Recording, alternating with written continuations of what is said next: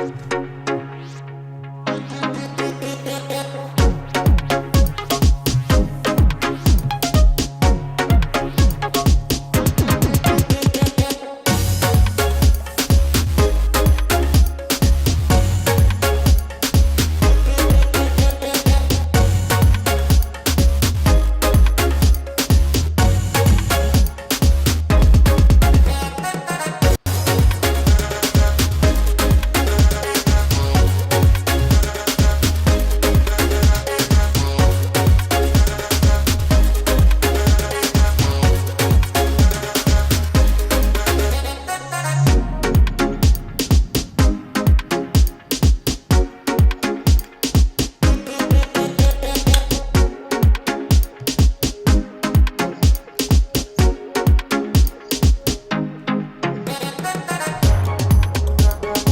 just ate a Satoshi.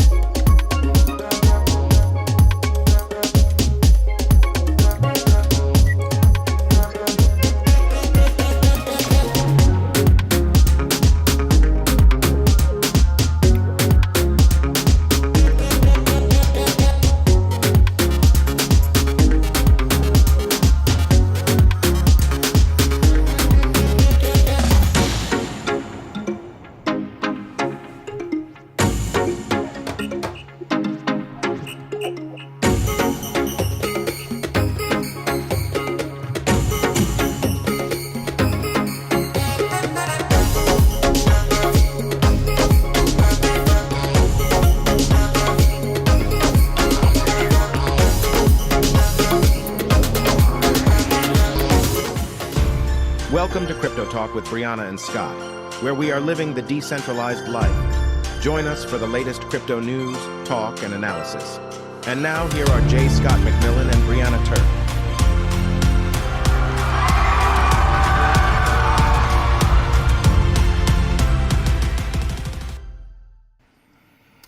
Hello, hello, welcome, and thank you, all our adoring fans for cheering us on. I'm Scott. Hi, Brianna. How you doing today?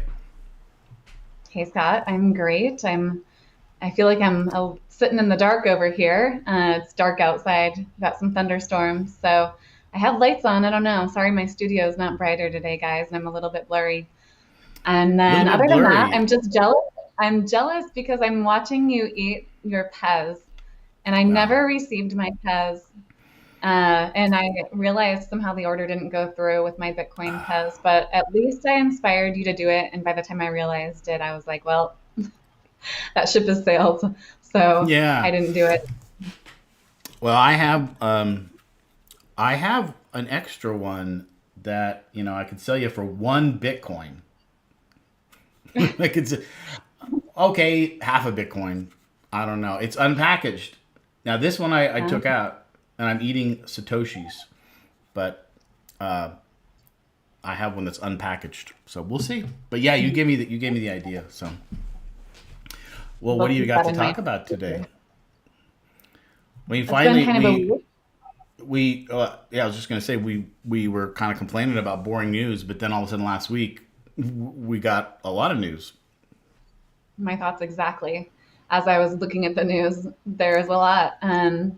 As we know, Binance and Coinbase, maybe you're going to bring some stuff forward with this. I have a little bit just kind of talking about, they're being sued by the SEC. Those lawsuits came in back to back between 1 day apart. But kind of, I'm going to bring forward some of the effects that it had on the net worth of both Brian Armstrong and CZ. I thought that was kind of interesting. I saw an article on this. Cool. The numbers were just pretty incredible. And then also what I think is even, well, to me is much more important is following those lawsuits, there is an attempt to police DeFi. And we're going to talk about that. I think that's the one we're going to hit on first. Super important. So that's what I have. What do you have today? Yeah, I've got a lot of information on that. Just, it was all over. I did try to find... I think it was so much in the news. Anybody watching, knows what happened. But I got a little insights here and there. And a response from a Cardano developer, I guess, Cardano application, because they were named as a security in the lawsuit against Binance, which, and we'll talk a little bit about that, because I think that's a pretty big deal, that certain coins were officially named in one of these lawsuits, and that's the first time, I believe, that that's happened at this level. And then I've got an article about ZK rollup technology, which is on its own interesting. And then I don't want to forget this, but, and I'm just going to throw this out here, is that I find what's so interesting about this is that in all of this hoopla of regulations and the SEC really suing Binance and Coinbase, and then implicating certain coins as securities, and Chairman Gensler, continually saying that the whole crypto industry is just uncompliant, and painting it as just this negative, bad actor kind of group of people and in industry. And then I just want to contrast that, and I don't even know what to make of it. But last week I brought up the fact that a couple of companies were actually regulated to become broker dealers in the crypto space for digital assets. And I did watch the CNBC program that Gary Gensler was on, and he didn't mention them by name, but he mentioned that there have been companies that have gone through this process and been certified to sell, or I don't know what the right word is, sell or be a broker with digital securities. So I find that interesting because I didn't see anyone else bring that up, but I think that's interesting, and I want to tie the two together because, well, if there now is a way, why aren't we talking about that more? Why isn't the SEC saying, okay, there is a way, and here's how it is. Here's how you do it. So it's still very confusing to me. Like, how are these two companies, what's different about what they do than what is being alleged is a problem for other tokens, coins, and exchanges? So I don't know what to make of that, but I just wanted to throw that out there. That's interesting. Yeah. Yeah. I'd be curious. It'd be interesting to know who those companies are that did register and who's behind them. Yeah, I have it. Like, I brought it up last week, and I have it right here. There are two companies, lots of information on them. They both come from traditional finance, I think, as brokers and so on, and they wanted to get into digital, securities. What is interesting to me is that those articles, and again, I talked about it last week, but those articles did not say what digital securities they're allowed to offer. And it also didn't really explain to me, like, what is the detail? Like, if I wanted to use them as an investor, a crypto investor, what do I got to do? How do I do it?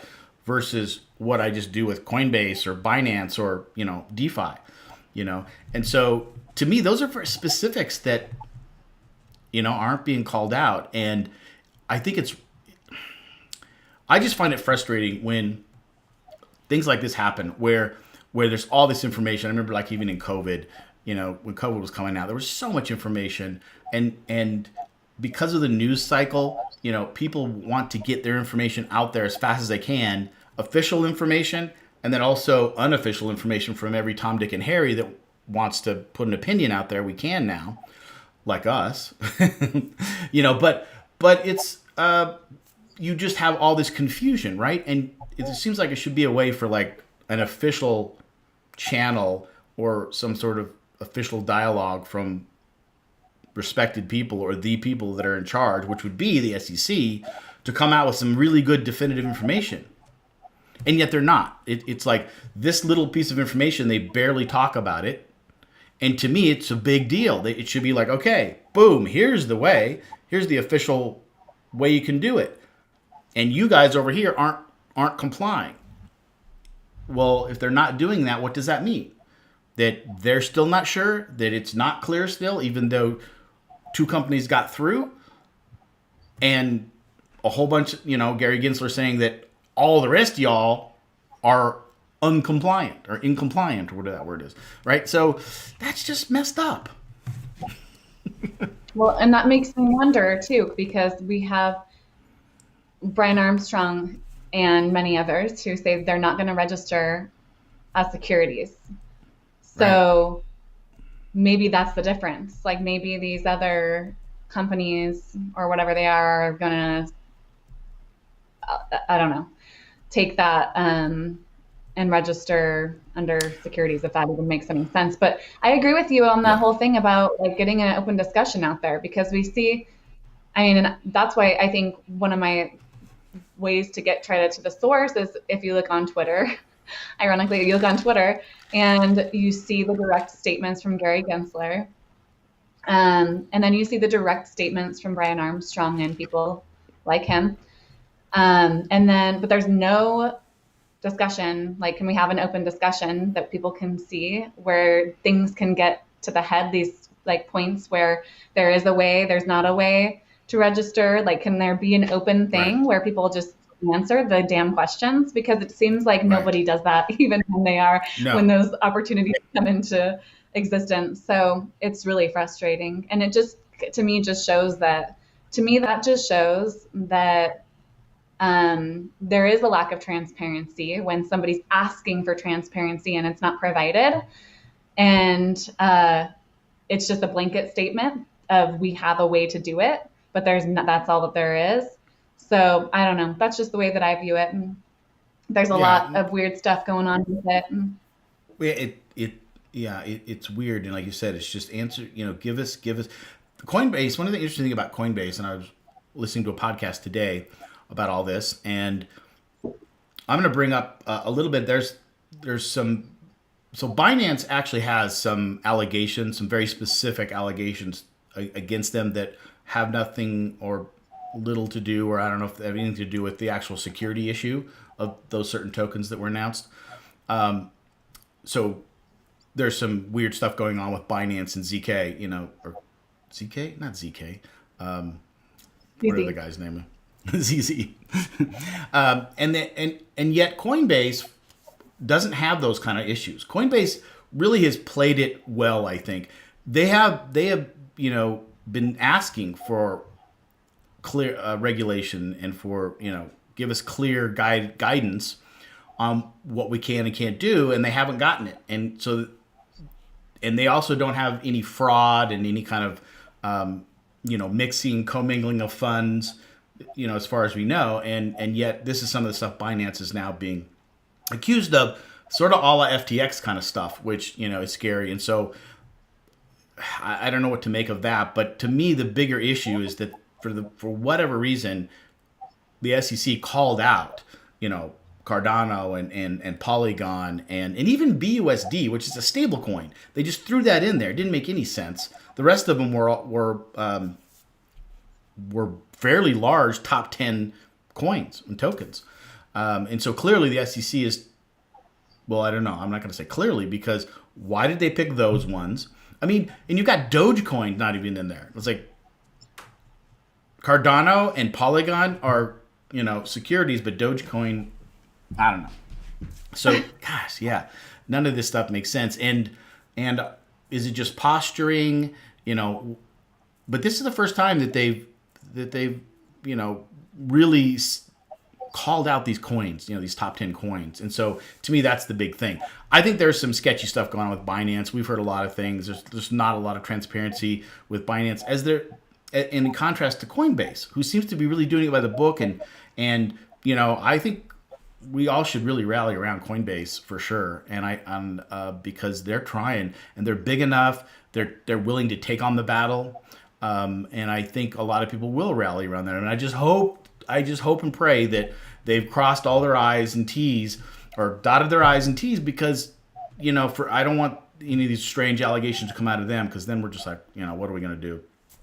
And then on the back of that, just thinking through this, what I've been thinking about is trying to prepare. Okay, if something weird happens as a U.S. citizen, they really crack down, and for one reason or the other, Coinbase goes away and KuCoin goes away or something. And how am I going to get my fiat? How am I going to invest in crypto? Right now, the crypto that I have it's already converted. I can my own wallet, and I don't have to worry about that, which is a nice thing. They're not going to shut down crypto, right? They're not going to shut down. I know you've got an article about DeFi, and they will make it harder. But again, they can't shut down DeFi, like true DeFi, right? They can make it harder for us to deal with it or access it, but they can't shut it down. So there is always that. Like I said, as we get wrapped up in some of this minutia, we should always think about that, right?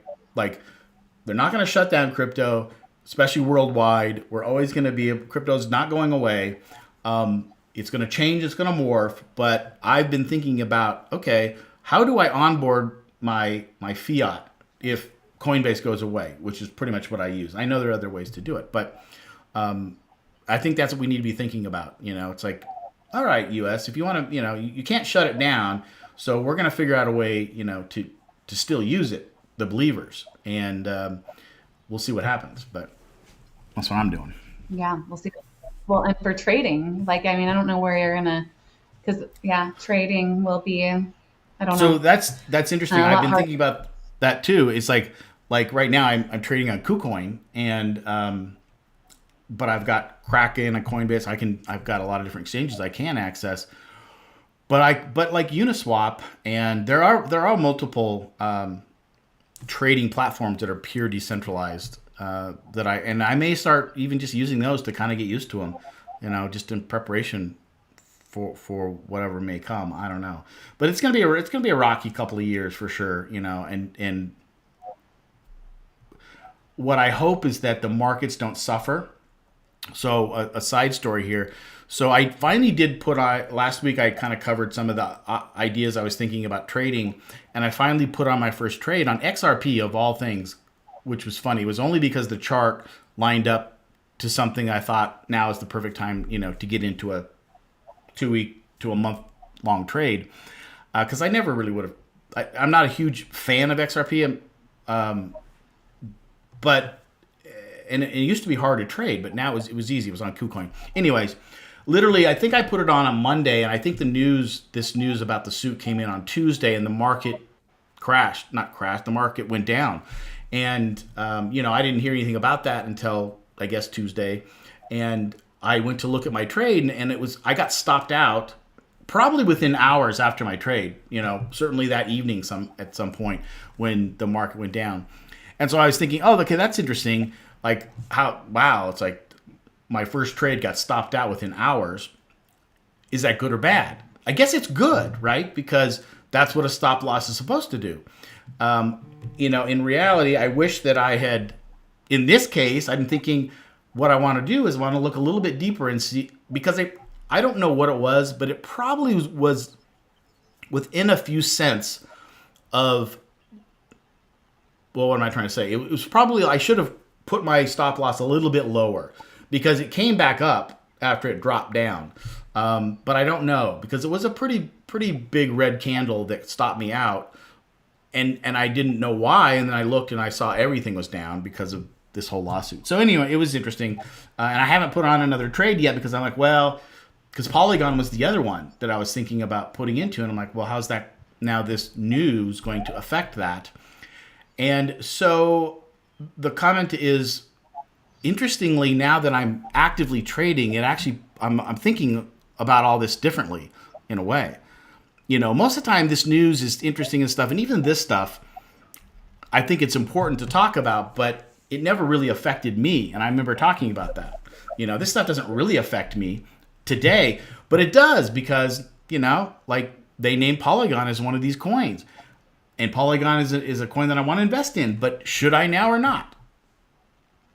I don't know. So, again, just how I'm thinking about this stuff. It's interesting.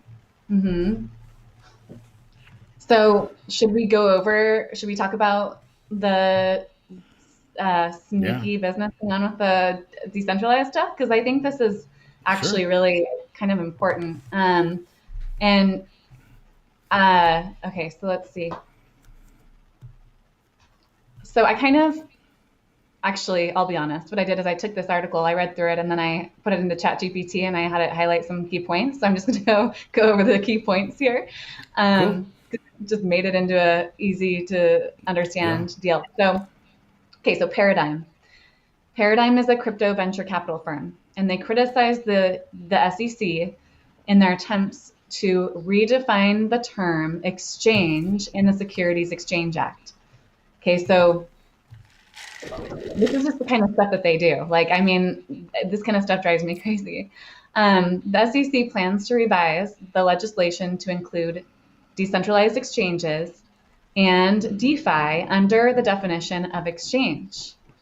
Okay, so Paradigm argues that there are fundamental differences between decentralized exchanges and traditional exchanges, making it invalid and incoherent to treat them under the same act. The SEC proposed redefinition. It came right after suing Coinbase and for failing to register as securities exchange. And Paradigm sees this as an attempt to force decentralized exchanges into a similar situation. So decentralized exchanges do not function, as we know, as intermediaries and do not have organizations or groups of people maintaining the exchange. Instead, they rely on market-making algorithms and self-executing code. So these are the key differences. But since all of this, the SEC has recently filed lawsuits, as we know, against Binance and Coinbase, and previously classified at least 67 digital assets as securities through its enforcement actions. But Congress has not passed any official legislation classifying crypto markets as securities up to this point. And then just the last point was that after the fall of FTX, that the enforcement actions from the SEC has increased by 183% in the last 6 months. So kind of interesting. But yeah, so basically the whole point of it is they're taking the term exchange and redefining it under the Securities Exchange Act to be able to fit decentralized exchanges in there and have to have them comply is the fear and kind of what this is pointing at. So I don't know, Scott, you have any comments on that?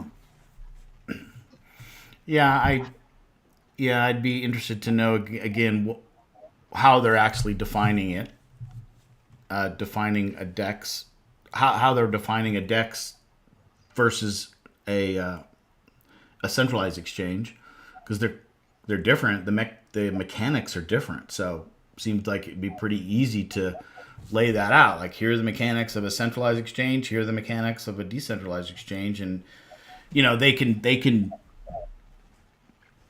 throw stuff in there and say, well, that doesn't matter. The fact is that you're taking custody of people's funds, and that is the interesting thing.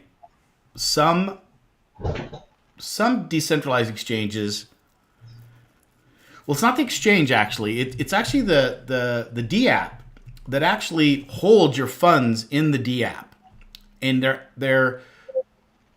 that's interesting. I don't know what that is considered. Is that considered that they're custodying it? And I think part of that, and this is why, getting back to that other article, where what I was talking about, you've got these companies that were certified. There is they make a big deal out of who is custodying your funds, and I think that is one of the big deals in the certification, is on how that entity's set up. And again, the SEC is used to the old method. Now, the old, traditional finance has a lot of entities involved to make sure that users' money is safe when it is being custodied by the exchange or by the broker or whoever, right? And so anytime that you take your funds and you invest in something, who is in charge or who's in custody of your funds, like even in a stock. So there's lots of things set up in the traditional finance for that. It's unclear to me, and I think unclear to everyone, what that really means in decentralized, in crypto. And so what we talk about a lot is well, we can custody our funds in our own wallets where we own and nobody else can touch. And that's true. That's a big deal. But when you're in DeFi and you then want to invest those funds in a DeFi protocol, you actually transfer those into that protocol.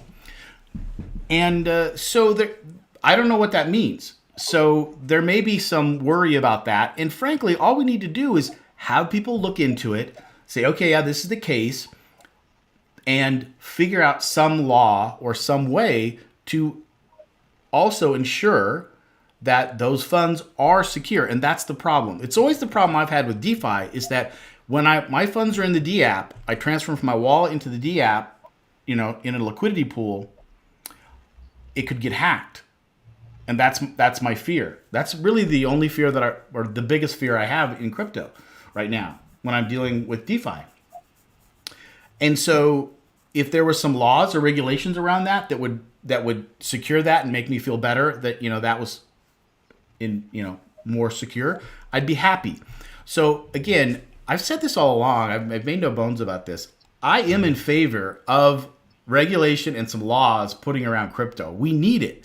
We absolutely need it. But we got to be careful how it's done and just understand it and not let them just ramrod and kill the whole industry, which frankly, I think that boat has sailed. It's like it's too far now.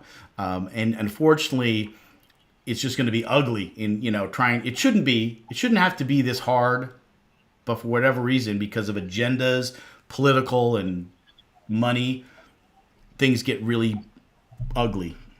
But yeah.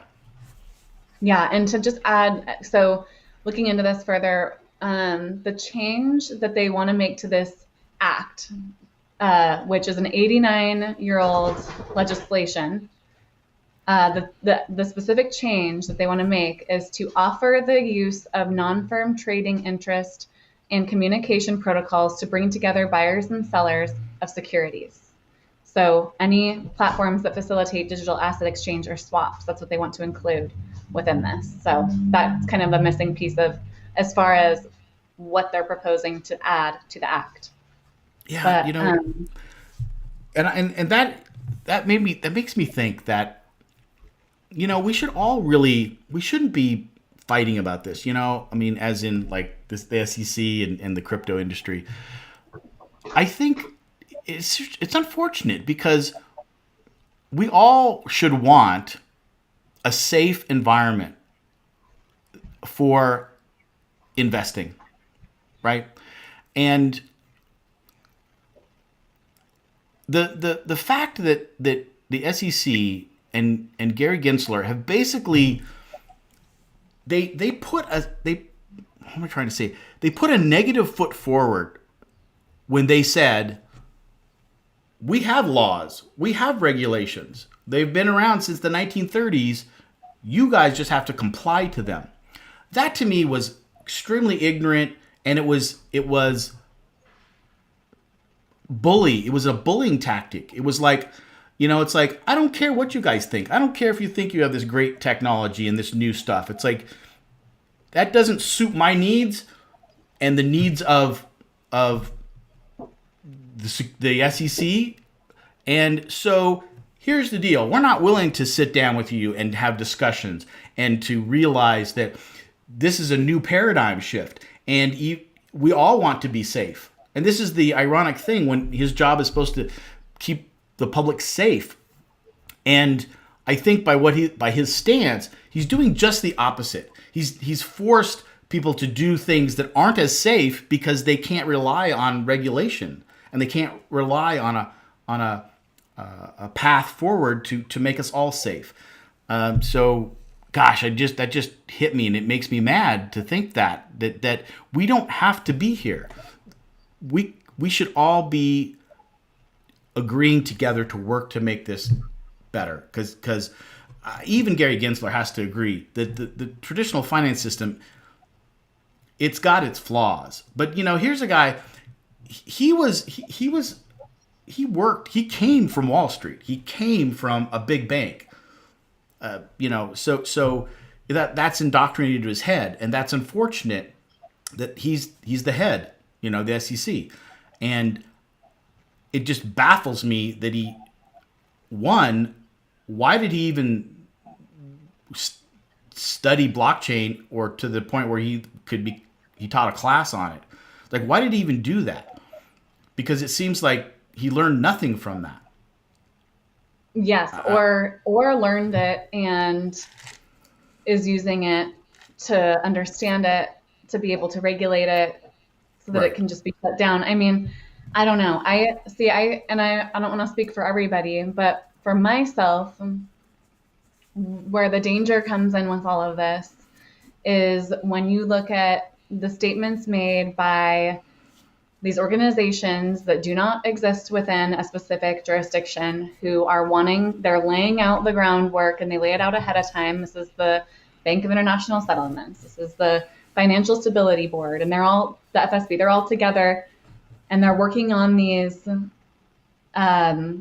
between all these different countries, trying to lay out a specific way this is all going to play out. And they lay out where they're going to hit first. It was going to be stable coins, and then they're moving on to, so what was it? It was centralized exchanges, and then stable coins, and then DeFi. And that's what they're laying out. And when you listen to their meetings, at least the public ones, it's laying out all the dangers and all of these things when it comes to decentralized finance. And then you get people like Elizabeth Warren, who just like starts building this anti-crypto army. And I mean, like, just so narrow-minded. But I think there's people like Elizabeth Warren and then some other people who just are so narrow-minded and so stuck in it that they think they're doing this right thing, or that they're doing something that's really beneficial. They don't see the big picture, that they're just being like a pawn in all of this, just the way that I see it. Because we have these organizations that would do whatever it takes to not allow people to be able to just exchange like this and take the banks out of the picture. I mean, that's just not even an option for them, I think. But so that's where the danger, when I see stuff like this, my mind goes to, yeah, this is what they said they're going to do. They're going to start cracking down on DeFi in, I think it was 2024, I thought.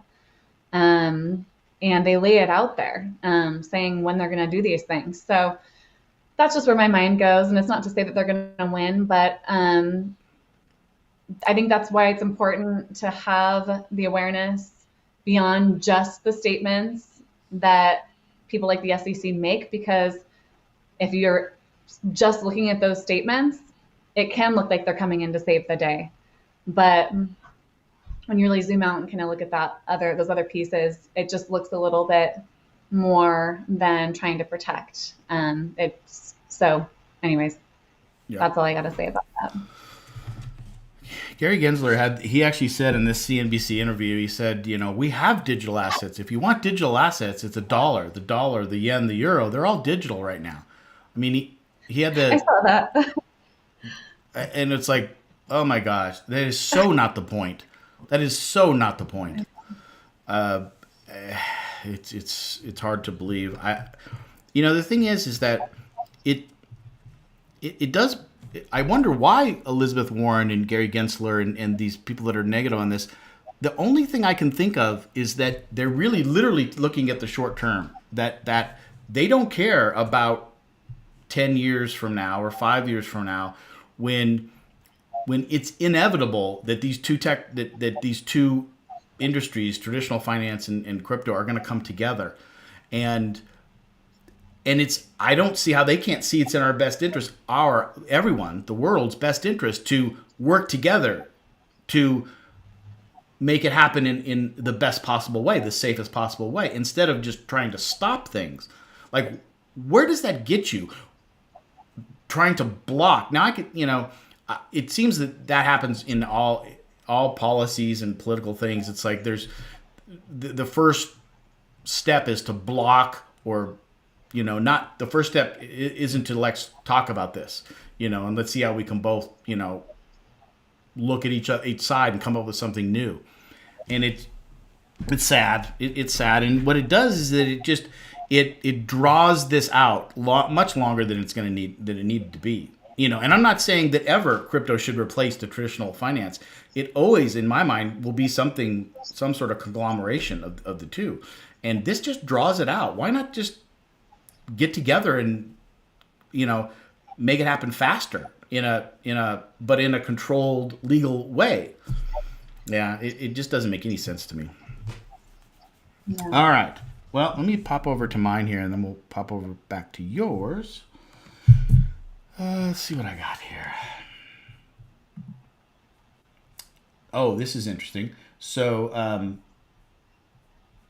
gonna see if this will work. Okay, cool. Ooh, that looks funky.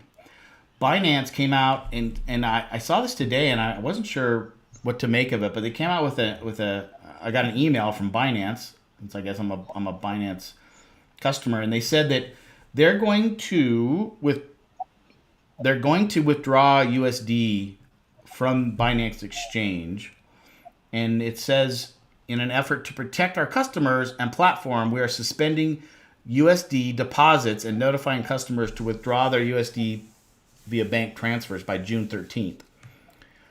They're basically saying that they're not going to allow you to convert your dollars into crypto. So they're getting out of it completely. And maybe they need to because of all the fraud and stuff like this. But, right now, I mean, I don't use them, but if Coinbase did this, I'd have to find a new way to get on. So it's starting to happen. And I just found that really interesting. And again, I haven't heard anybody talk about this. I just got an email. And at first I thought, did you? I don't understand. I don't understand. I saw it on an article yesterday and I don't get that. Because what does that mean? You pretty much will have on the exchange what you already have on the exchange in crypto. Yeah. I mean, you just Yeah. never put any more on there. You can't put any more on there, or you'd have to transfer it, or I guess Yep. I don't understand. What they're saying is No that more onboarding. no more onboarding, no more US dollars. If you got crypto there, you can deposit crypto, you can transfer Bitcoin or crypto on there, but they won't they won't convert US dollars, they won't swap or convert US dollars into crypto. That's happening. So it's interesting. This is the first, I don't know, it's not good. But I don't know what to make of it. But anyway, so I wanted to bring that up. Let's go back to, let's see, where is it? Oh, here we go. Okay, six things you need to know about the SEC lawsuit. So this is some interesting things in here about exactly what Binance is accused of, which I thought was interesting. Well, first off, it talks about the coins and this is the part that sucks. It's like Binance is the only one that's violating this by offering sales of crypto asset securities such as BNB, Solana, Cardano, Polygon, Cosmos, Algorand, and BUSD. Because everyone does, but I just find these so interesting. It's like, so you're going to make a big point out of these guys when they're not the only ones that are offering these. But we talked about this. This is the big thing. But they also claim, and again, these are all claims. They haven't been, substantiated yet, that CZ directed Binance to encourage certain US-based VIP customers to circumvent the Know Your Customer restrictions. Again, this is just a claim that CZ directly, tried to get around some people using KYC. Also says Binance is accused of internally using market makers that CZ owned and controlled, which enabled manipulative trading on the Binance platform. They also allege that BAM trading and management engaged in acts and practices that operated as a fraud and deceit upon and made false and misleading statements to investors. So those are some, FTX kind of type things that, they're being accused of. And there's always been a little bit of a mystery around CZ and Binance from its beginning days in China, or whatever, or I think it was created in China. Those are the kind of things I'd have no problem with. If this came out and they would have left out the security part, I'd have been like, okay, good. They're looking into this. Maybe they can prevent another FTX. But then to throw all these securities in there and kind of mix this whole thing together, to me is, it's frustrating. That's frustrating. Okay. Here's just a little bit of analysis. and so a lot of altcoins and Bitcoin took a hit right after this. But the cool thing is, and I think this article talks about it, but if not, I have another one, is that Bitcoin and Ethereum bounce right back, and I think most altcoins are too. Which this is always good to see when you've got something like this that rocks the industry. It doesn't take it down, doesn't crash it. It's resilient. Yeah, people are afraid a little bit, but they're like, more people are like, hey, I'm willing to buy Bitcoin because now it's a little bit cheaper. And that means that there's a lot of healthy support for Bitcoin, Ethereum, and for crypto, which is good. Let's see. In response, the current mistrust of centralized exchanges will deepen. This is analysis. And users will stay away from them. Some will. Some will continue to stay away from all centralized exchanges, which we saw after FTX. A lot of people stopped using centralized exchange, which is good. Keep it in your wallet. That's why one of the coolest things about crypto is that we don't have to keep our assets on exchanges, except for when you're trading. And so, as I mentioned last week, that's just like, I know now I'm only going to put a little bit, the amount that I'm going to trade, I have to keep that on exchange so I can trade it. But it's just a little small portion. I'm not going to, have a ton of it out there. As centralized exchanges lose market share, users will flock to DeFi protocols. So Uniswap, I think, they've become the number one transaction, even above and beyond Binance and Coinbase. They're becoming a powerhouse, and they're fully decentralized. So that's good. But they're probably going to get the eye of the SEC since they are so big now. And if I would think that if they're going to look into DeFi, they're probably going to look into Uniswap because they're the big fish now. A couple viewpoints from this article, right? This is Weiss Ratings. They said if Binance is found guilty, they're saying liquid staking derivatives like Lido and Rocket Pool will probably go up. Layer 2 scaling solutions like Arbitrum and Optimism will probably go up, and I don't know, AI coins will probably go up. That's just some analysis. I would tend to agree with all of that. Let's see what else we got here. So this is a little bit about Bitcoin, its resilience. Bitcoin shows resilience amid SEC lawsuit. And let's see. So it bounced back after tumbling to a 3-month low of less than 25,000 on Tuesday, following the news of Coinbase and Binance being sued. This is a quote here. The price action is certainly encouraging and shows the market remains confident on the outlook of the space despite attempts to slow it down by the way of the path to regulation that has been less clear. So I would agree with that. That's about it. I just have a few little things here. I just wanted to point out that it's, Bitcoin is still chugging along, doing great. And, they didn't bring in Bitcoin or Ethereum into this lawsuit, which, is they didn't want to muddy the water. They just want to get this thing going, start talking about defining securities, what coins are securities. Let's see. Oh, this is interesting. And then I'll bounce it back to you. But just to wrap up kind of the stuff I had on the lawsuits. So this is a Cardano IOG input-output. I think it's a Cardano application that runs on Cardano. And they just put it out here. It says, that the filing contains numerous factual inaccuracies and will not impact IOG's operation in any way. Under no circumstances is ADA or Cardano a security under U.S. securities law. It has never been.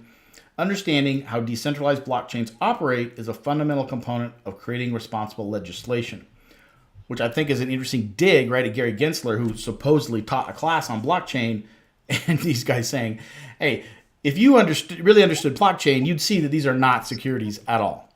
is sort of the dig I get from this, which is interesting. It says, by design, blockchain is transparent, auditable, immutable, and fair. It needs regulation that recognizes those values and understands the role blockchain can play in a modern world. Good regulation protects users and provides a sensible legal framework in which people can operate. I love that statement. It kind of wraps up how I feel about it. And, it's just good to collect ideas and thoughts that, I might butcher this a bit, but one of the thoughts here that I read, that I don't have here, but I read, is that the blockchain and wallets and exchanges, they kind of mirror what traditional finance has, because you've got the broker, the dealer, and the exchange, like the New York Stock Exchange. They're completely separate from, let's say, Charles Schwab, the broker. And then there's a clearinghouse in there that I'm not sure, but it's another entity. And that's the way traditional finance works, like when you buy a stock. That crypto has the same thing. It's just that the blockchain, the wallet, and I guess the exchange, they do the same things, just differently. And so my point on this is that if the SEC would just sit down with experts, and Cardano, and you get Cardano and Ethereum together, the developers of those guys, Hoskins and Buterin together, sitting down with, some smart people in the SEC or whatever, they ought to be able to go through this and say, okay, here we have in TradFi, here are the entities that make it safe. Well, here are the entities we have in crypto. And we should be able to match these so that they're also safely used. It seems obvious to me. I'm just a simple dude here in Montana, and I'm thinking these guys should be able to figure this shit out. Yeah, agreed. I'm just a girl over here in North Idaho, and I feel the same way. It's I remember having this discussion, I think a year ago. We were like, why can't the founders and the developers be leading the regulation, because they know what needs to be regulated, and working with the regulators. We clearly need new regulators, but we'll see if that ever happens. Just get in a room. I picture Gary Gensler sitting there leading up to these lawsuits and knowing it's gonna hit bam bam one day after the next, and I see him with that little Simpson character that he is always memed as, just kind of putting his fingers together, it just is such a weird thing. It's just strange. It's really strange, if anything. But yeah, I don't know. Okay, yeah, let's go over to. I don't know why I found this so interesting, because these numbers are off the charts, and this just has to do with how the lawsuits squeeze the net worths of Coinbase and Binance CEOs, which, keeping in mind, it's just for the now. I can't imagine a world without centralized exchanges, but maybe, everything has its time. I don't know. Maybe this is its time, but I don't know. It doesn't seem right.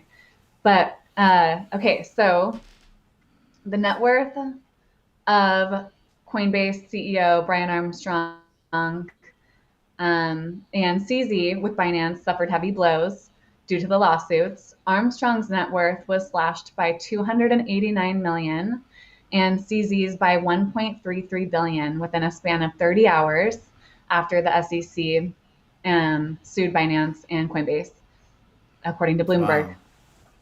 So CZ, the richest man in crypto, which I don't know, many people are aware of that, but the 54th richest person overall. I didn't realize that.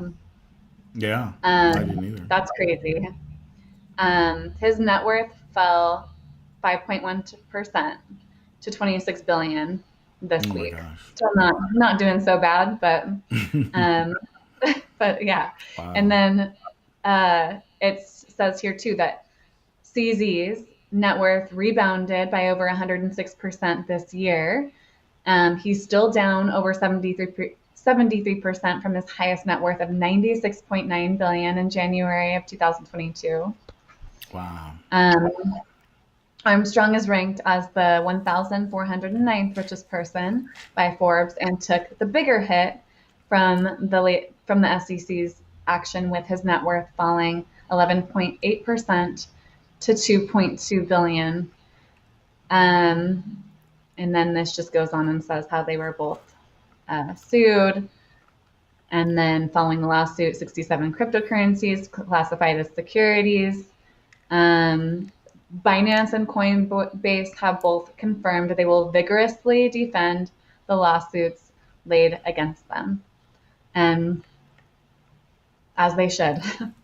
I have gained personally so much respect for Brian Armstrong over over this year, and I also have a lot of respect for CZ. And I know that there's a lot of talk about things being a little bit cloudy in certain things with Binance, but there's, to me, something about when I listen to people speak, I try to just pay attention to see if what they're saying seems truthful and if they seem like an honest person. And I feel like you can kind of gauge that pretty easily the more you listen to people. Not everyone, but I feel both that way about like CZ. I feel like he's a really smart person, and I would be really shocked if there were like FTX type things going on. I mean, it would shock me, but there may be things that don't fall under complete laws. I don't know.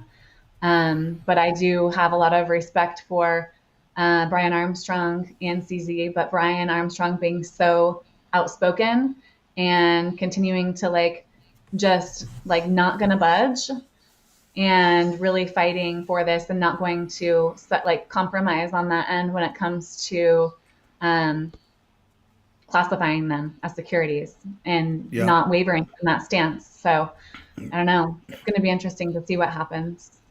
One thing I like about what Coinbase has done is they created a process, a very detailed process that they evaluated tokens and coins, whether they want to put them on their exchange or not. And I don't know if they've released that. I don't think they've released exactly what that is, but they offered to share that, or did share that, with the SEC and say, look, here's a process that we go through to make sure, following as close we can with U.S. laws, to determine what is a security and what isn't. And lots of them don't pass, and we don't put those on our exchange.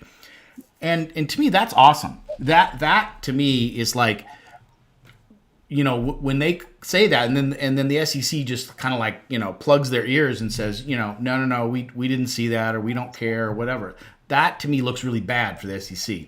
It looks really good for Coinbase, and so they feel Coinbase feels confident, they're doing everything that they can do, and you SEC are being unreasonable, and I think that they're winning that public battle. We'll see what happens in a court of law. Hopefully it stands up in a court of law too, but it looks good. At least I think so. So I'm really rooting for Coinbase. I think we all should really get behind Coinbase. I don't know what to think about Binance. I total speculation, but I'm wondering that because you have Coinbase that was created by a U.S. person in U.S. and really sort of was following the laws. You have Binance created in China, or in other countries that didn't have these kind of laws, and so I think it's possible that Binance has done some things that are probably not as kosher, that are maybe more FTX like, maybe not trying to do that, but just because of where it was created and the laws and the different things, probably have violated some things that would have been American laws. So I think there's gonna be some trouble there. Will it crash them or bring them down? I don't know. But I think that they'll be seen as they're not welcome in the U.S. and maybe fined even for some of the past things to do. I mean, that's about as far as I'll go, because I agree. I thought CZ was a pretty good character going forward, but he certainly hasn't been as open and as forefront as Coinbase and Brian Armstrong has. He never has. I mean, there's always been concern or transparency issues shrouding Binance a little bit. Yeah. So what is the next step now? Like they're sued. Okay, so like and then what's gonna happen now? We Well, just they're slowly get they slowly do they ever like meet and have a whole trial, or is this just like yeah, I gonna think there slowly will be be. like, okay, now we're taking this off. Now we're not gonna be doing this on Binance. Now we're as they're doing. Yeah. Um, Well, there or will is be there a an actual lawsuit, and this is the Mhm. problem with the way this the SEC does this is that XRP has been in a lawsuit for how many years now, same kind of Right. thing.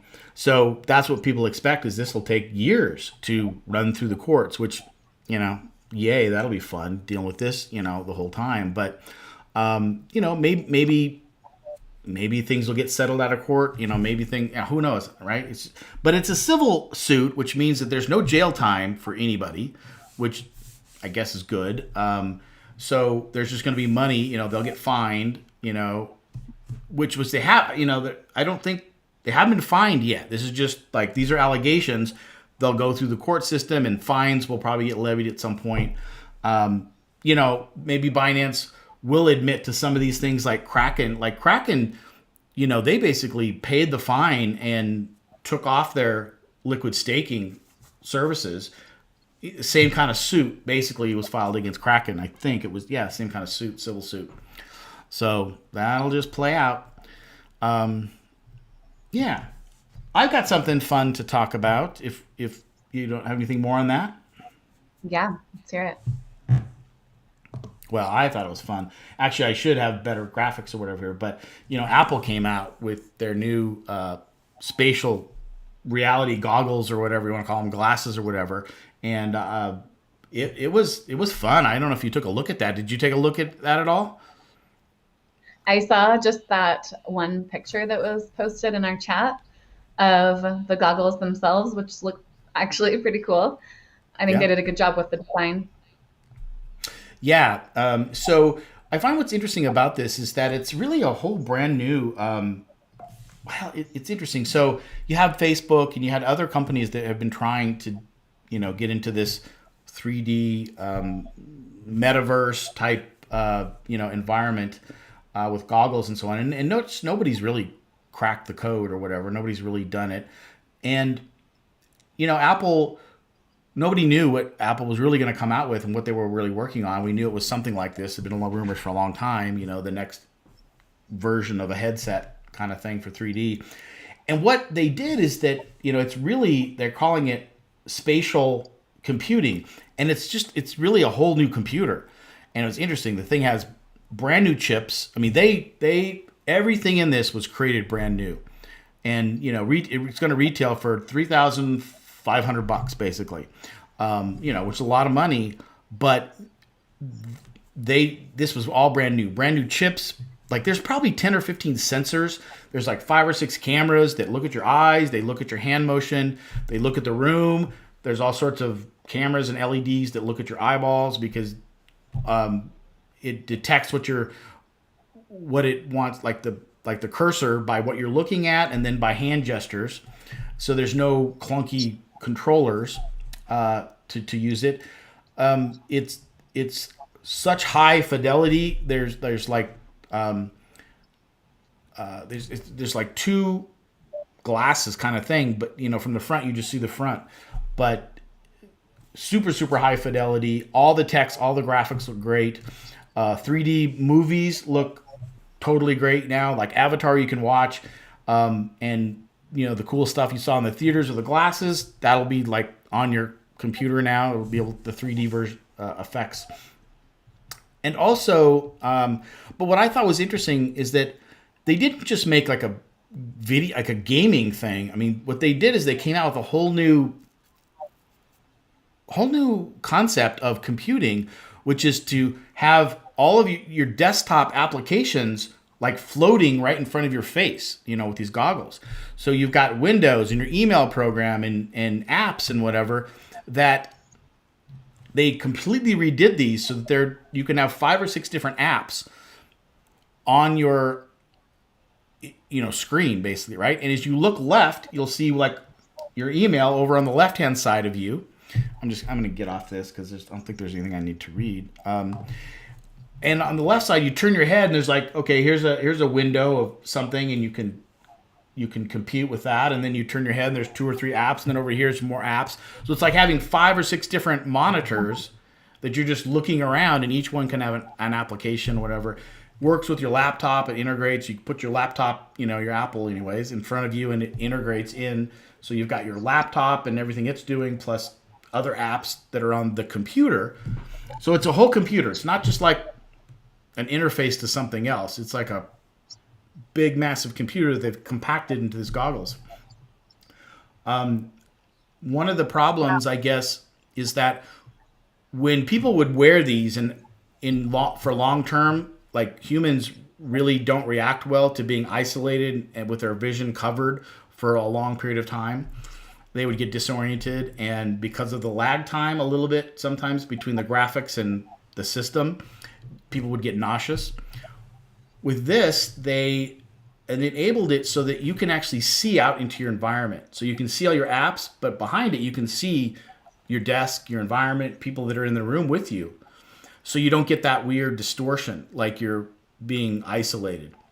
And Wow. if you're in a movie and you're watching a movie, let's say, and you don't want any distraction, so you just got the black background in the movie, if somebody walks up to you, they'll fade into the movie, and so you can see them and then determine whether to pause the movie or whatever. And you can interact with them. And from the user's perspective, when they come up to you, if they see that you're watching a movie, they can see on the front of the goggles something that tells them like you're fully enmeshed in something that they wouldn't be able to see you. And then as they come into the vision, then it opens up the front of it and you can see through to their eyeballs. Does that make sense? Oh, okay. So Thank basically, you. instead of just looking at a pair of goggles, you actually are seeing through into their eyes. So you can have a conversation and never have to take the glasses off.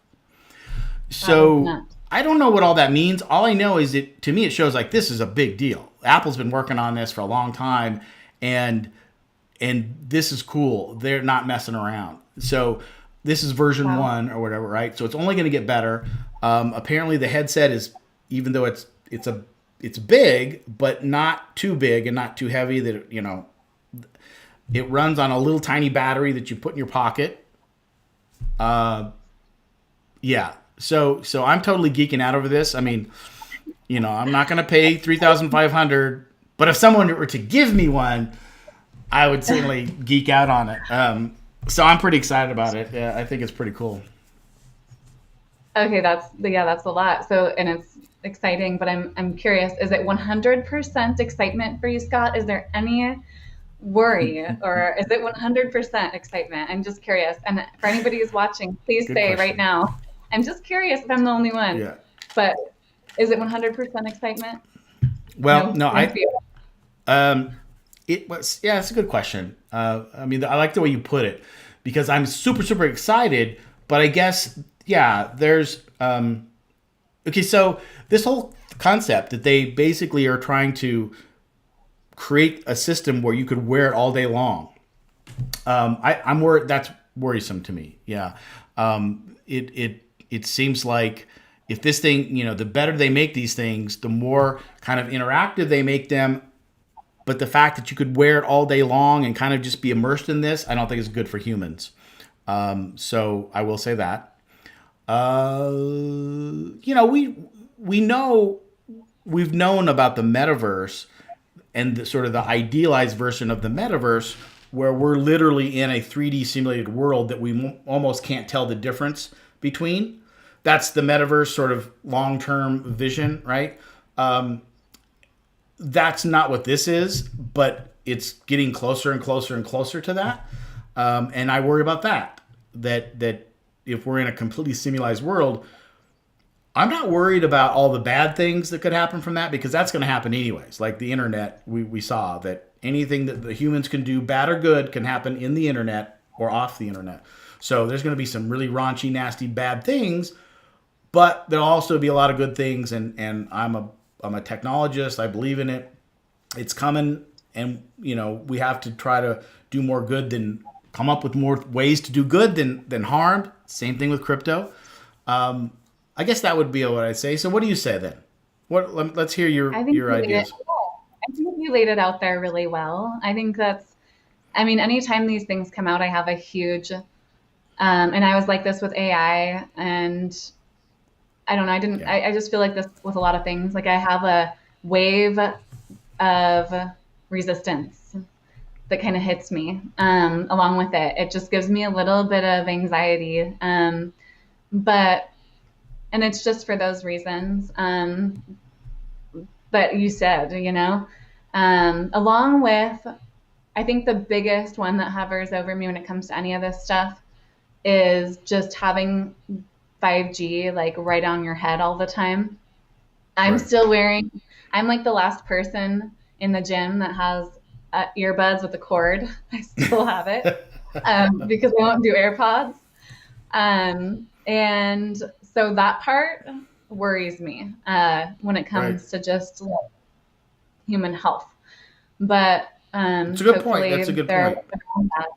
Hopefully There's there's a ways lot of around it. And, yeah. There is, that's a good point. I hope that Apple, as a responsible company and certainly forward in the tech, would talk about that. The health concerns of EMFs, right, or whatever, being right on your head, next to your brain, just like when we realized that phones, when we were holding the phone there, is not so good. And there's been studies, right, that have proven that those EMFs, if you're holding your phone all the time to your ear, is not good.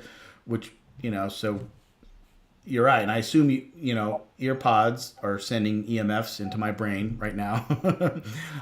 But yeah, no, I hope they come out with something because there's some pretty good studies about that's not good for us. That's a good point. Yeah.